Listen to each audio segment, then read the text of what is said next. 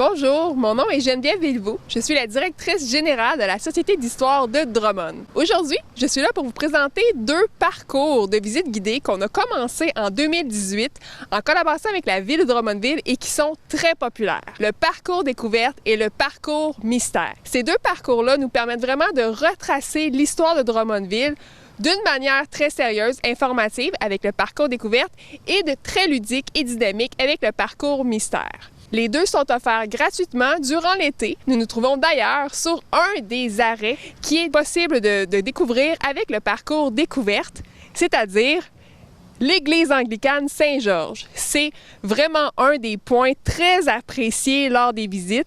On peut même en visiter l'intérieur et le cimetière.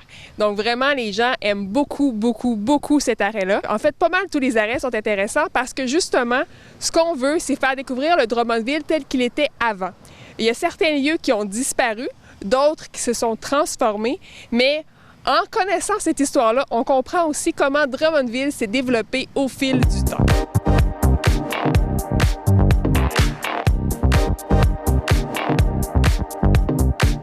Lors du parcours découverte, les citoyens ont l'occasion de découvrir 12 lieux significatifs de Drummondville.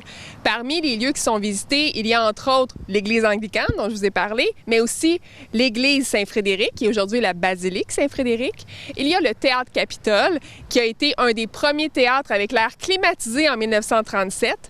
On peut aussi découvrir davantage d'autres bâtiments qui sont très connus, comme la Banque Molson, qui est vraiment un bâtiment emblématique du centre-ville. Lors du parcours des mystères, on vous fait en fait la narration de 16 histoires.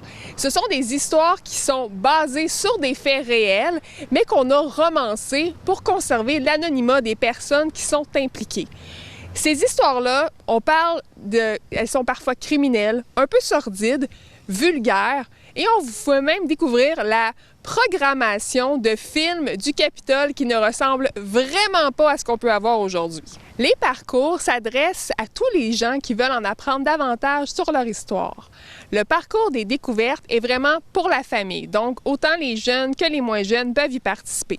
Le parcours des mystères est recommandé pour les personnes de 13 ans et plus, étant donné qu'il a un petit contenu un peu plus croustillant. Pour vous inscrire, c'est très simple, vous n'avez qu'à vous diriger sur le site web de la ville de Drummondville à drummondville.ca/culture et à ce moment-là, vous allez sur l'onglet Visite guidée et vous allez pouvoir vous inscrire au parcours qui vous convient selon les plages disponibles.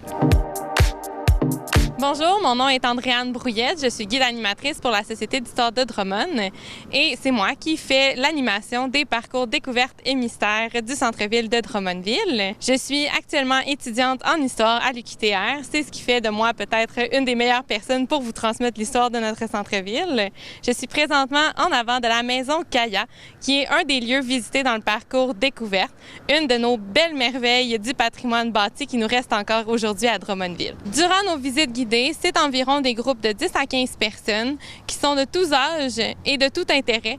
C'est ce qui fait la beauté de la visite, c'est que chaque personne peut apporter ses propres anecdotes, ses propres questions, ce qui rend la visite encore plus complète.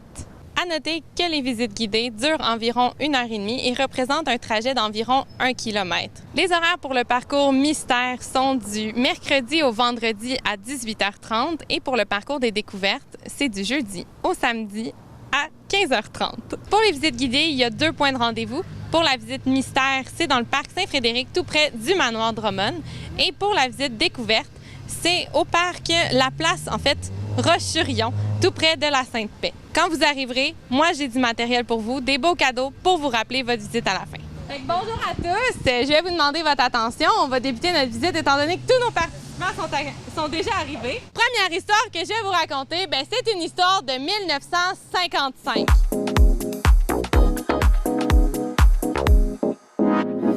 En terminant, c'est sûr et certain que je veux remercier tous les participants qui ont fait des visites guidées un succès, mais aussi ceux qui ont permis à ce que les visites soient possibles.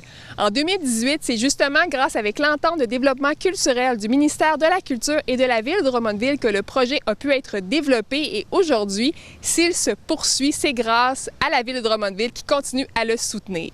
Vraiment, un gros merci à tous nos partenaires qui permettent aujourd'hui encore d'en apprécier tout le succès.